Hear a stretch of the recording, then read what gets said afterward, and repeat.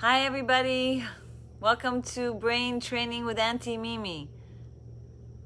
Yesterday we were talking about how to reach a level of modesty, which is even a greater level of humbleness. In short, how to get out of your head, how to stop thinking about yourself and how you want to be better and how you want to do what you want to do to be a better person. That was a message. Get out of your head. Do more. Be more. So today we're going to learn some more tools of how to do that. And it's very interesting. When we were learning just days ago, when it was Shavuos, about Har Sinai and the showdown of what happened there. One of the things that happened was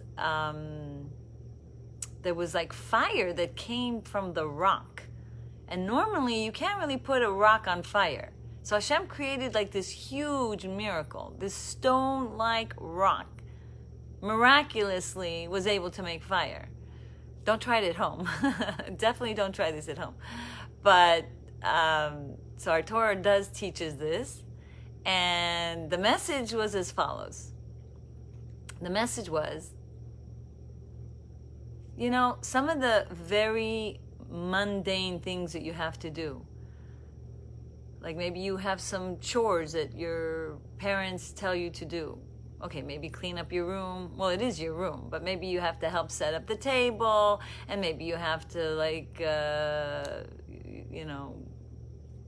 do work in a garden if you have a garden. Whatever it is, it seems so physical and so kind of annoying.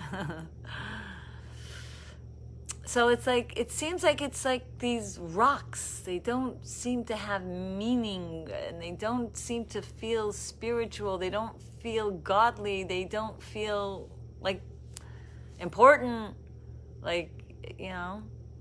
So the teaching is that Hashem is saying, take even the very physical, seemingly hard things that just you don't want to do, and understand that you could put fire into it.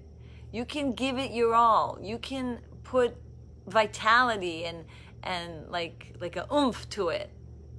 As if it's something so spiritual, as if it's something so holy, as if it's something that you do like to do.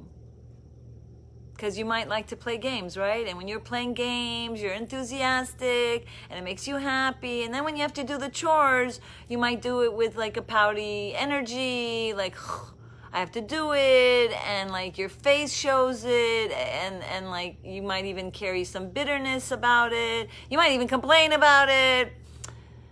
So it's a message whatever we're doing,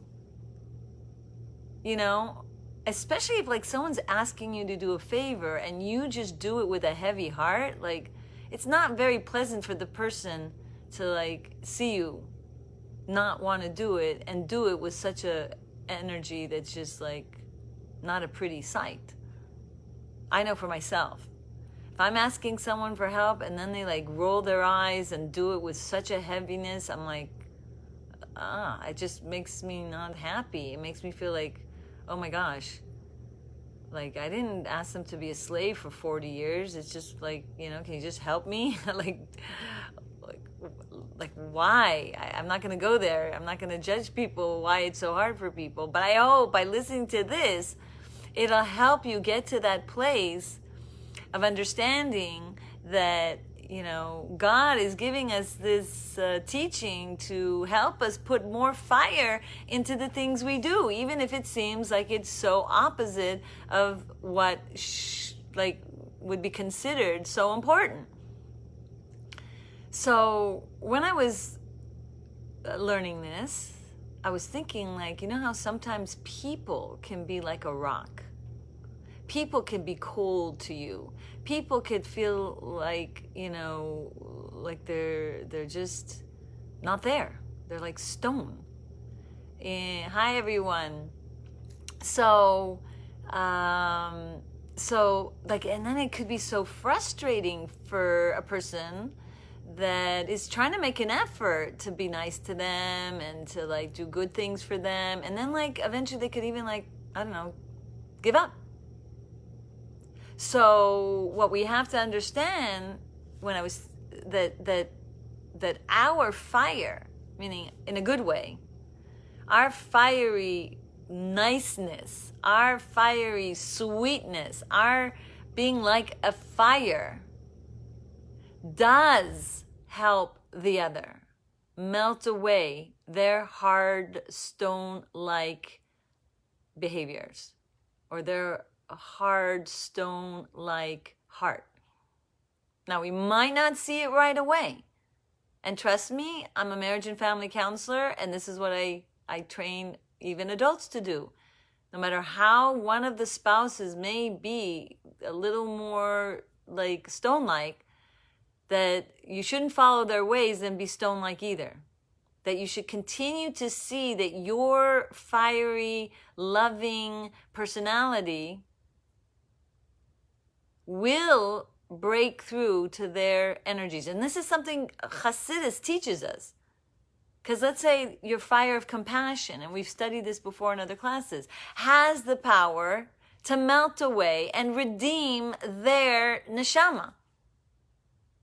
As Aaron HaKohen did, he treated all of the even like groups of individuals that were going astray with honor, with respect, and they became Baal Tshuva. They changed their ways.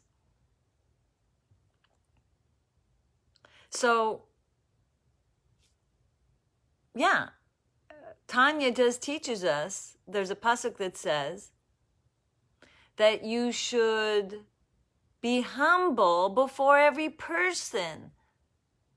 And so some would teach this is from the Gemara, like that you should act humbly. Like you're really nicer, you're really, more giving maybe, you share more easily maybe. And yet you're supposed to feel humble before someone who's not nice? Like how could that be? Doesn't make sense. So some sages say, act humble before them. Inside, yeah, you're the better person. Okay, I'll act humbly, for peace, to make, so I won't be a boasting, show-off personality. Yeah. No. The Alter Rebbe says, no, not act humbly. Feel humble before every person. Feel it. So how do you feel humble before a person that's really not nice? And is clueless, and is cold like a stone rock. So first of all, we realize there's differences in people, and maybe their challenge in that way is so much more difficult than you. So you can't really judge also, like, who's the better of the two of you for many different reasons. Because maybe in a different way between Hashem and that person, he is really struggling and he's fighting to be a better person. He might not look like he's succeeding on the outside, but he's constantly battling, he's constantly trying, and he's constantly feels regret. And he's such a servant of Hashem, even though on the outside he's not succeeding to show it. Whereas another person, gifted with such an amazing neshama, and they're not even trying to be so much of a better person with what they started with. They're just like on cruise control. They're just like going with the flow of who they've been gifted by Hashem, by being. And so they're not even like really working hard on themselves to get better. So we can't judge. Hashem may look at some other person that's so cold-hearted and he's really trying to change. And another person is not so cold-hearted, but they were gifted in such a high soul, and they're not even working on themselves to get to the next level, as I always like to say, reach new heights. They're not trying. So, like, you can't, Hashem says, don't compare. You don't know what's in their heart, how much I cherish their work, and I'm, like, kind of disappointed maybe that you're not trying as hard. I mean, not disappointed, but, like don't be disappointed in them, because like you're not even trying as hard as they are, but you don't know. So, I mean, I remember learning that. I'm like, wow. Oh my goodness. Now I can stop the judgments and looking down at someone, or looking like, why aren't they changing? And like, cause it brought more Avos Yisrael. It brought more love of a fellow Jew, this teaching, even in my own personal life. So the idea is that we can really be humble before every person, because we just don't know. We are clueless. The only one who can know is God. We can never put ourselves in someone else's shoes. So this teaching is not easy when you see their stone-like behavior, especially towards you, maybe. And again, yes, sometimes they're even older than you. And sometimes they're even way older than you. And you're just like, can't handle the way they behave. And it really hurts you, maybe. Probably. But if you change this mindset of like, I can't judge them, I can't look down at them, even though they're doing something that's hurting me in that way, and they're cold, and they don't pay attention to me, they don't want to play games with me, they're more with my other sister or my other brother, whatever, then you can like protect yourself from feeling hurt, and you can continue to do the right thing and be the right type of person that you've been, and not let them squash your beautiful neshama and your ways. And you can continue being you.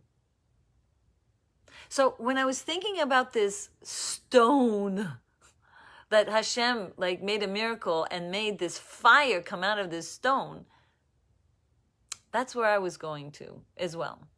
Not just all the things that you do should be infused with fiery like energy, like when you're helping your mother and you don't want to, and it's like, oh, and you do it like not so with happiness and not with so much vitality, and it's just like, oh my gosh, it's taking you 10 years to do it, like, which really would only take 2 minutes because you really don't want to do it, so it's like you're dragging it on, or they have to say, come on, are you going to do it? And they keep nagging at you, and then finally you go do it. No, let's jump with fire and let's do the right thing and just feel so joyful that this is just as holy as if I was in the Beit HaMikdash in the Holy of Holies. Really, that's the message. Get the fire going in all the things that you're doing. But then I was thinking this level, people can be like a rock next to you, and then you'll not want to continue to be nice, to set the example, because you're hurt, or because it's like so frustrating. Or maybe you've never really tried, and now maybe after this you will try. But then I was thinking going to the next level, and that's your own heart. Sometimes we have blockages. Sometimes our heart becomes like a wall. In Chassidus, it teaches us timtum halev, which means it's like the heart is blocked. And like, how do you get through it? How do you break through this rock in yourself? How?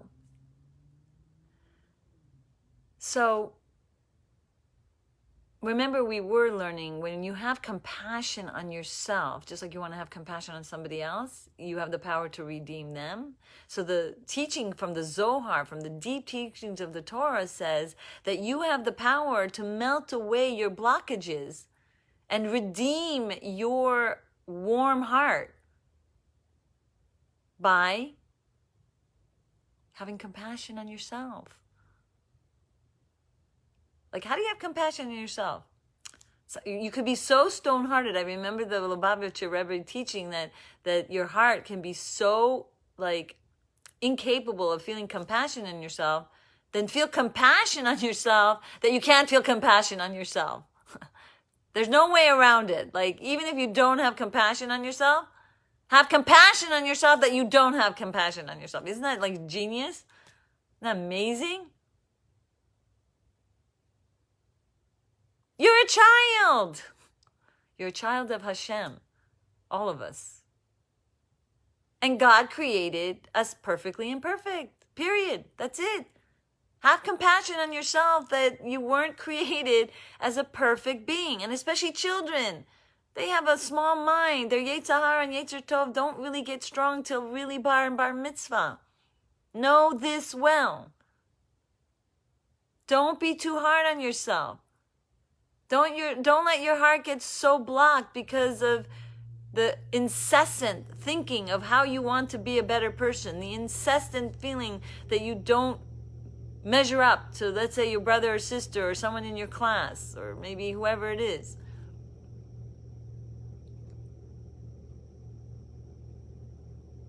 Let the message of the rock on fire teach you a lesson about your own fire. So what is the fire? Not just compassion. That's one key secret ingredient to redeem yourself from this stone-heartedness. The other one is tshuva. Sometimes something you did makes your heart blocked. You're human. You fell. You made a mistake. But like, say sorry. And the sorry is like a laser. Just going to cut through the barriers, cut through that stone. That's the fire. Tshuva. And okay, maybe it's hard for you to say sorry to the person because you did something not nice. Although Hashem loves that you ask for forgiveness from the person, but at least start with a sorry to Hashem. Just a simple sorry. I acknowledge that I did something wrong. I acknowledge that the Yetzer Hara got me. And Hashem, please, forgive me. And Hashem forgives. We learn it all the time. Like we say it in the prayers, and we discuss this in other classes. So again, this is like a laser beam cutting away at the blockages. So the real warm heart of yours, the real essence of your kindness and your goodness and your sweetness can come out. So that's another thing. That's another way to like cut through it. And it doesn't have to be so long. Just a few seconds right before you go to sleep at Shema Prayer. I'm sorry, Hashem. Oh, my Yetzer Hara got to me. I really didn't want it that way. Please forgive me. And it clears your heart. And it gets rid of the layers that could be blocking your heart. And now I want to focus on the other thing. And that is prayer. I'll explain. Prayer acts like a fire. Yep. Prayer. Each word is a fire. Each word in your prayers arouses a love of Hashem. Prayers, the burning words, it's like we can't see that it's burning, but if we would have the Baal Shem Tov's eyes or his glasses, we would see that word is burning in fire. And now especially with all the fire that's been going on in the world, we need this fire. This fire to bring unity between us. This fire of each word that is being said. And this comes from the Rebbe Rashab in Kuntres Avoda. Especially like if you look at the prayers of the angels, that they're so fiery. There's like the Ofanim, and then there's the angels that are fiery. You go look in the words. Maybe I should show it to you. I'll take maybe a picture and I'll show it to you, and I'll put it on the post here. So the Rebbe Rashab says, like, we have to think of how fiery these angels are, and like kind of get ignited and feel like, oh my gosh, I want to be as fiery like them. So when we yearn to be fiery like these angels, then it has a power to melt away the blockages of our heart. It has the power to melt away the negative, animalistic tendencies. So remember, like someone who has anger, sadness, whatever it is, and their dominant element, and again, go look up at the previous classes, then this fire, thinking about how these angels are like fire, has the power to melt away whatever negative tendencies that our animal soul has. Not like awesome? Like people are so tired of not being able to change themselves. They have a desire to be better and they just can't get out of the bad habits. It's like, besides the fact that it's like, in their head, physically, the habits are so ingrained in their brain so that it's very hard for them to undo. But here, you're visualizing like a new habit here. The new habit is these angels are fiery and I want to be fiery. And I'm thinking about it and I'm even maybe visualizing myself now. When my mother asks me to help, I'm jumping like with fire. And just while praying, thinking this, in this part of the prayers, when it talks about the angels and how fiery they are, one of their names, right? So here's the answer. I just do this prayer with this in mind. I have a vision of myself, that my stone-like heart that's lazy or doesn't want to help or gets burdened by other people who ask me to do something. And I see the stone rock of Matan Torah and how it was on fire. Then you see your heart now on fire instead of like that stone that has no fire. And then you'll understand why heating up your heart during prayer with these amazing godly energies and the warmth of like this energy that's going to melt away those barriers, why it's so important. Because if you have a stone, like, it's like very hard to get anything into that stone. You just drop water and it just melts up. Whatever you put on it, it's just oil. Like, there is the story of Rabbi Akiva. Eventually, water can make a dent in the rock, which basically, eventually, every word of our fiery words will make a dent. But the teaching is that day that you pray and warm up your heart like this, because the only real place to connect and develop your love of Hashem is through prayer. So then your heart opens up from prayer, because it kind of like melts away the clog or and it just opens up. And then when it opens up, guess what happens? Now there's room for God's energy to come in. Now, remember, there's the Shema Prayer. And the Shema Prayer says, first, focus on Hashem and how great He is. That's why you're Shema Yisrael, and you're focusing on the one God, and you're connecting to Hashem, and you're thinking of Hashem. And like when you think of something good, like, okay, maybe like something you saw walking down a store, like a favorite toy that you've been wanted, and then you keep thinking about it, and you keep thinking about it, and you're like, oh my gosh, I really love that, I want it, right? So the more you think of Hashem and His greatness, and I know a lot of kids right now are complaining that it's hard to see with everything that's going on in the world. even for a lot of adults.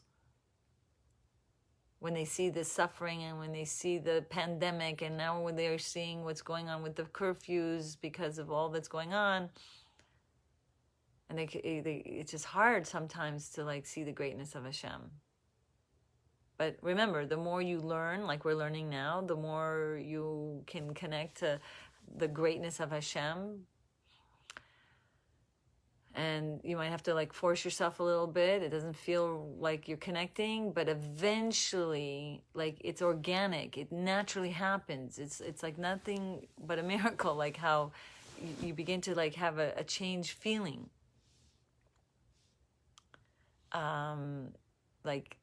And so then, if you look at the pasuk, so first you meditate on the oneness of Hashem, focus on how great He is. Then what happens is you begin to speak the words of Torah after prayers, because if you look at the Shema, it's like a secret message. Meditate, contemplate, think of Hashem deeply, how great He is, and then speak the words of Torah. Then you'll be free. Because in the end of the Shema, like it talks about like being holy, and then you're going to be free, and then you see the last sentence, it's the last word is emes, which is the true you will come out. So it's like a little secret ingredient. Meditate on Hashem, do your prayers, stir up the passion of love of God while praying, and even if it's a bit fake in the beginning, fake it till you make it, for real. It's like a prescription. Do it. The Alter Rebbe says so. Not me. He says, you don't feel it. It's like you feel like a stone rock. You're not connecting to the words. How can I fool myself? Why should I do this? Why should I face myself in front of Hashem? I don't feel it. It's not for me. All these like things. Well, by doing it, it'll become second nature to you. Like a habit, like again and again and again. And then it's like, oh, second nature. Let's say something's not natural to you and you keep doing it. You keep doing it and then it becomes a second nature. It's as if it's your nature, but you did your job to make it as if it's your nature. But the Alter Rebbe actually says it's not a second nature. It's really the true you. It's really the truth of your heart. And that's why it says emes at the end of the Shema. Because your truth will come out. You will melt away those barriers. You will melt away the hardened heart like a stone. I'm going to help you get that fire out.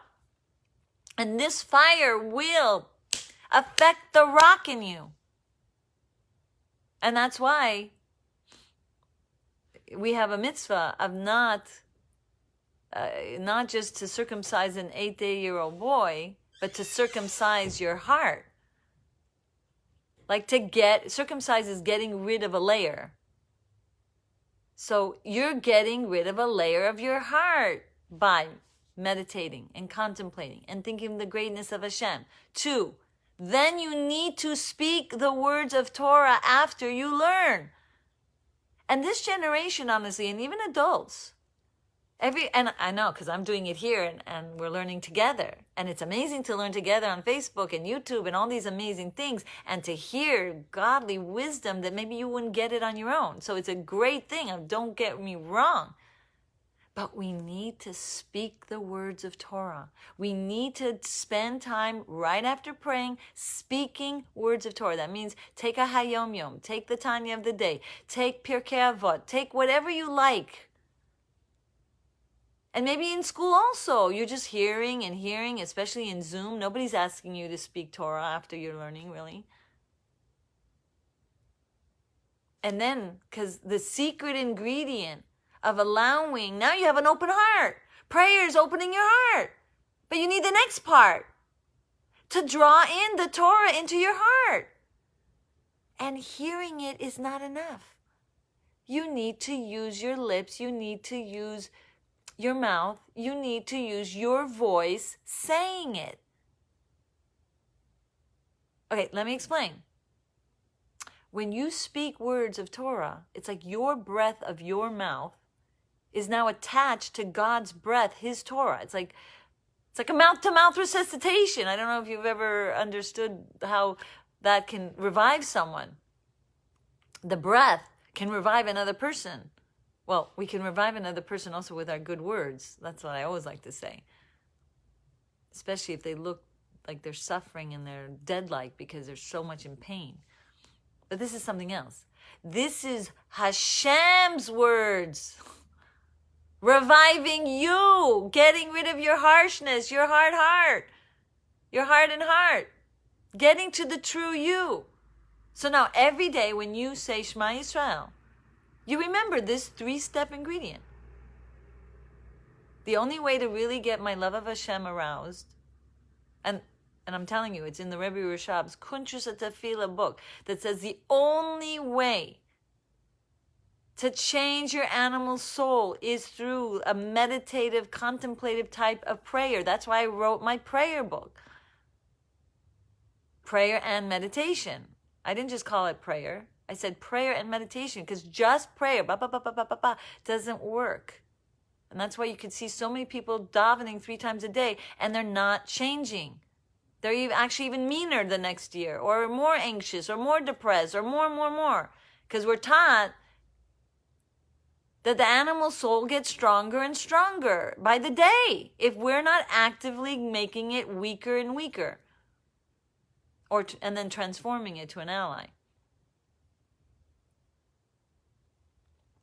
So, gosh, I wish I knew this when I was young. Because like when you're young, you have to pray. I mean, like in school, or, you have to... And you think like someone's bossing you around. Like you don't want to do it. You don't feel it. Yeah, most kids don't feel it. And they're like questioning, why do I have to do this? Why are you bothering me? And a lot of places are not really teaching this. So our children will understand why we need to have them pray. They're teaching other angles of why prayer is good. You have to be thankful. It's, the menschlichkeit thing to plug into Hashem. Yeah, I'm not saying they're not, but imagine now, you, my dear child, know this. And when you go back to school soon one day, I hope that your teachers are going to see you fire your prayers. And they'll go, wow, what happened to you? Like, oh, it was the pandemic that changed you? Oh, it was more time with your family? I hope all of the above changed you in a good way. But I hope this is going to make its impact. And I hope when they say, who wants to read something, you will raise your hand and read it. Because that's going to give you a mouth-to-mouth resuscitation for your heart to be,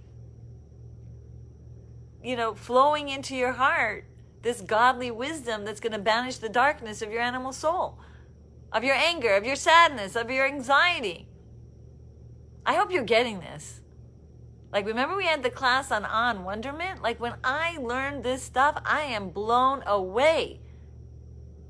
Because how many years do you see people praying and learning, and they're calling me, and I'm like, I'm not changing.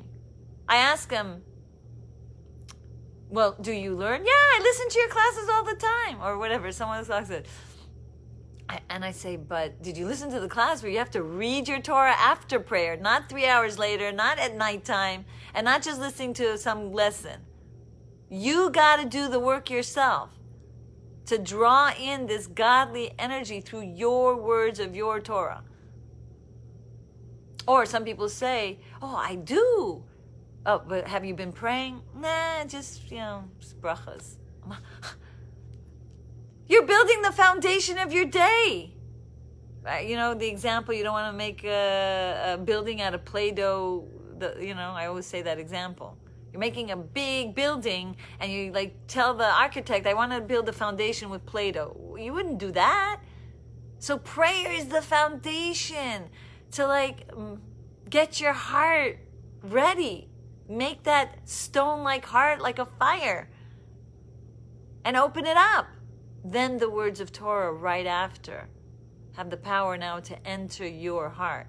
And then when that Torah light enters your heart, God's breath drawn inward to you, into your heart, the light of the truth banishes the darkness of your anger and your, I don't want to go there. We always, you know what I mean when I say that by now. Okay, wow. This is a really important one, and I hope 800 people listen to this one, and I hope all of you pass it on to other people. We have to make a difference. We have to get people these secrets. We have to get more children to understand this. I hope you're passing along to your friends that these children will learn brain training through this martial arts of the mind of Hasidus, the deep secrets of the Torah of how to change, how to use all the godly knowledge to be a better you and a better me. And that way we will start to make the whole world better. And get the non-Jews to start learning this. Especially now. And that's why I actually wrote a marriage book with the 7 eith laws for the non-Jews. I remember like I was going to the Rebbe's when I went to the Ohel, and it was my birthday. It was so funny. I was about to be 50. And and the Rebbe, I remember that. He says, don't let your age, like you don't have to look at your passport to see how you feel. Meaning, you know, as you age, you actually have to do more. Because in this video, people were wondering, when is the Rebbe going to retire? And he's like, retire? No such thing as retire. Like, you have to work even harder because you only have so much time left, right? So, but anyway, in the point of some of the videos were like, why isn't people taking the Rambam seriously regarding 7 eith laws and teaching the world these beautiful concepts to help everyone become the best them? And I would get like letters of the Rebbe. And then I just happened to be invited to go speak somewhere. And I prepared like for, I don't know, it was the council in New York. She asked me to do a 7 eith, I think it was Hannah, what was her name? Oh yeah, Hannah Smith. She asked me to do this 7 eith like lecture. And from that one invitation, and from all the inspiration of the Rebbe, how we have to take the Rambam seriously, because it's one of our mitzvahs, Sheva B'nai Noach, I with the help of, which she's now helping me now with my next book. Oh my gosh, I don't know why I'm forgetting her name. I'll get to it, 1 second. But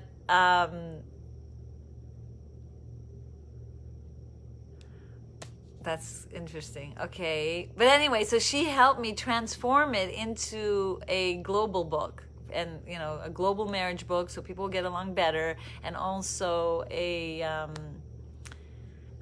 you know, we put the 7 eith laws and meditations for them, how to like, how they can include these like secrets of how to be better too. And thank you. So that's it. Like we have to share this. We have to share with other people, whether it's the video or whether it's by speaking it to other people, and get them to be aware. Thank you for then sharing it with others, because we really need, the world needs our help. The world needs our help. All right, so now let's do the next part of our class, and that is the art brain training. You can get a pencil and paper and jot some notes down of the pictures you'd like to make, or you can start doing it while we're talking here. And, well, why? Of course, what would we not want to draw? That rock on fire.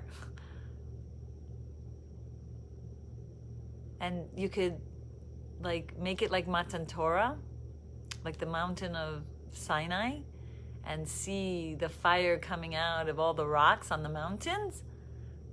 Or you can make one big rock, just like this, and then put it on fire. And again, don't do that for real at home. I don't want parents to go, what are you doing? God forbid. Okay, don't get me in trouble. All right, so let's see, another idea we can do is you could see your heart like a rock. Make your heart like a rock and like see it on fire. And then you can write like compassion, because we said compassion on yourself is one way that is a fire to melt away your stone-like heart. 2, you can write humbleness, because the humbleness also melts away. These are the 2 things Alter Rebbe says. Humbleness, being humble before another person, melts away your heart. And 2, the compassion either on them, which is like humbleness also, and the compassion on yourself melts away the stone-like heart. So you could have 3 things: humbleness, compassion, and then you can put angel.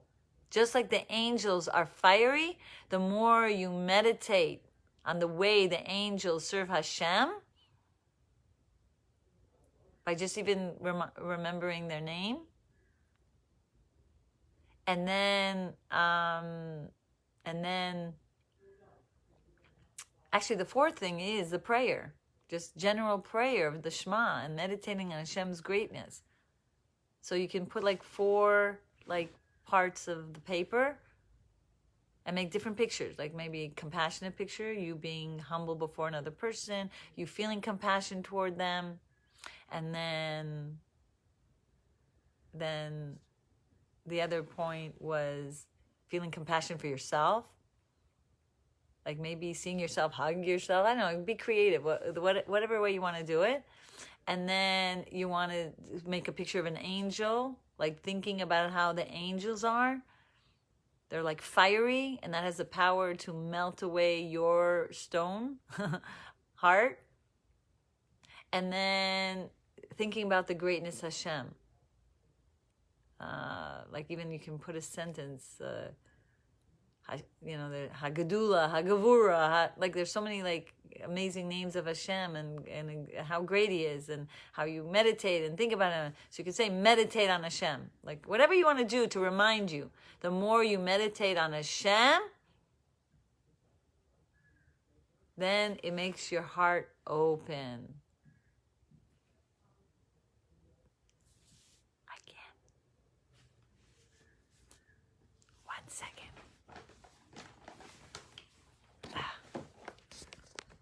And the 5th one, the final step, is now you have to speak words of Torah, because now your heart is open. Great, your heart is open, but you need to fill it up. You need to fill it up with the light of Hashem's Torah by speaking the words of Torah. So you can make actually a 5, maybe one thing in the middle. Or 1, 2, 3, 4, 5, whatever you want. But these really are the 5 points that we covered today. Wow, we covered a lot. Yeah, it's late. All right. And definitely anyone who writes notes on this, and let's post it up for someone or send it to me, and I'll work on a little post and we can make it go viral. Bezrat Hashem, and get people to know it. And maybe someone make it in a beautiful way. And if you have any kids out there who want to do this, send it to me on my private message or, and let's get it out there. They have so many beautiful things out there with like points. I have to do more of that. It's just so busy. But if someone's artistic and they have computer savvy with graphics, please, I think this would be an amazing thing to spend around. Okay? I'm giving you an idea to help me, help others. All right. So now the video part of our brain training mind movie. I see. Just the rock on fire. It's just so, or maybe the heart on fire. Like, makes me feel fiery. All right, so now we're going to relax our body. We're going to take deep breaths, and then we're going to see ourselves going to an amazing, beautiful place. And maybe this will be a rocky place, just like the Rocky Mountains or even Har Sinai. Let's go there again, even though it was just Shavuos. So you can close your eyes and take that amazing, refreshing, deep breath.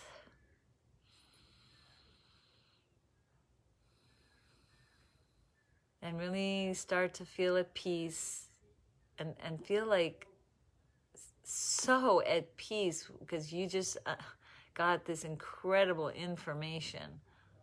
And Hashem, thank you for giving me the time to share this. Thank you, Hashem, for having given it to me to share. Like, I can't even tell you how thankful I am. And how it changed me. One day I'll have to write a diary and telling you everything that this did in my life. But now,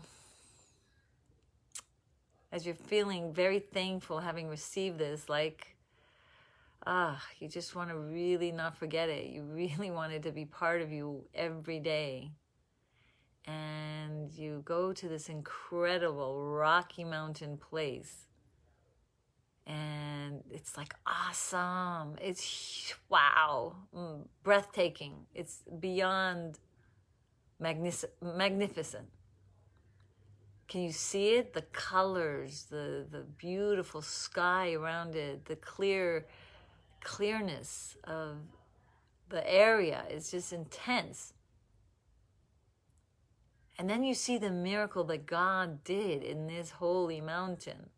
The rocks were on fire, and it's a holy fire. It's not you don't get scared from this fire.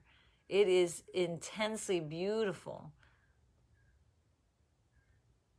And you see the image, and it reminds you what you need to do to help your heart be on fire, to melt away the stone-like energy in you and in others.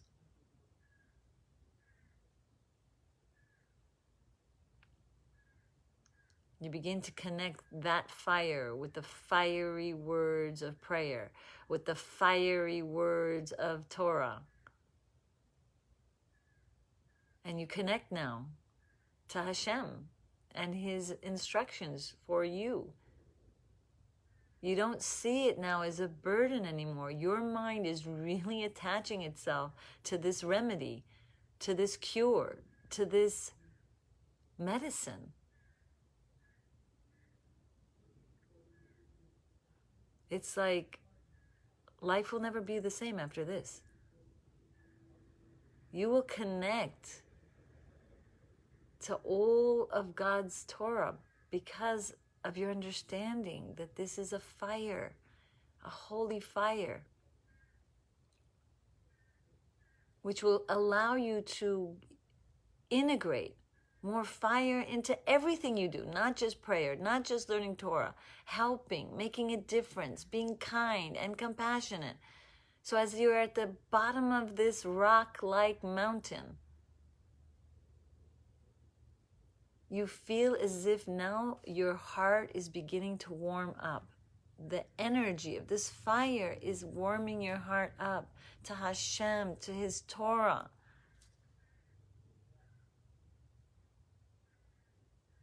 And then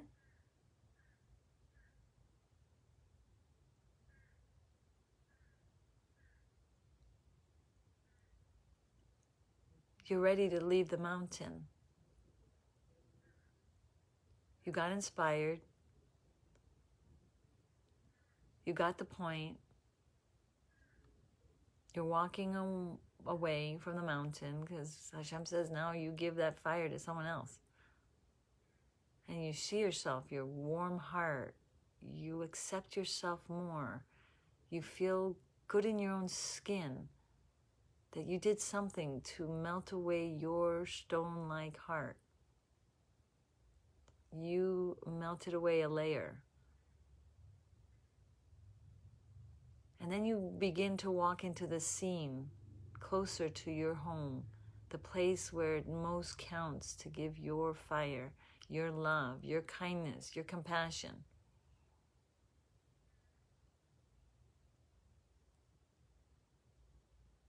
And you're in your home. And it's morning time and you need to pray. So you run to your sitter and you pray with the fiery words, saying the words of tefillah, feeling your heart's layers melting away on a no level of deepness. You're connecting to it more than you ever have.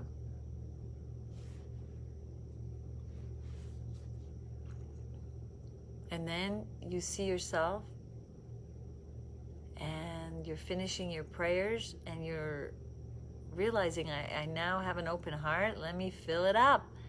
And you start to learn Torah, speaking it. Even just like a paragraph. It doesn't have to be hours and hours at this moment. Because maybe you have to go to your Zoom and it's a different class and you'll learn Torah, but this time you're speaking your words of Torah, just even a little something.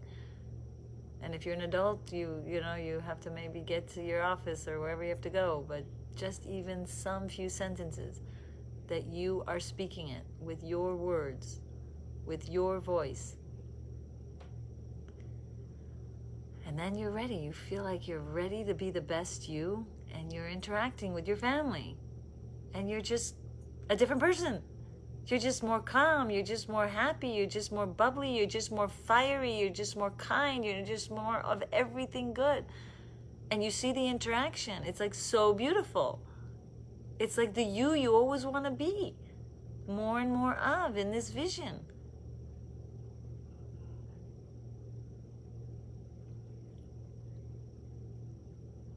And then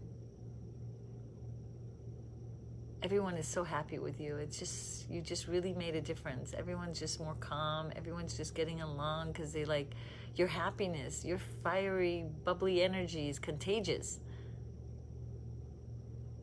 affecting everyone around you. And you feel happy.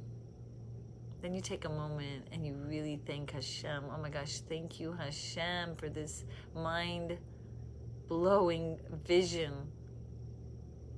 Please Hashem, help this vision become a reality. Help it get like deeply ingrained in the grooves of my mind.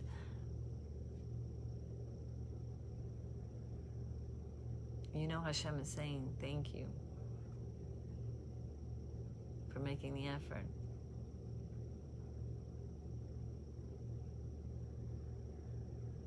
And take a moment and say sorry. Hashem, like, I'm sorry that I've not been this. You know I'm trying, and I know I'm just a child, and I know you're not judging me, and I know you're not expecting me to be a tzaddik overnight, but I did slip and fall. The sixth ingredient. We did 5. This is the 6th one. We forgot. In the end, to remind ourselves to say sorry, because that's another fire to melt away your heart. So you're asking Hashem, please, please, forgive me. You know I'm trying. You know my heart. And all of a sudden you find a new layer of redemption, a new level of revelation of the true you, a geula of you. Ah, oh, feels so good knowing this. And now you're going to start doing this. Thank you, Hashem.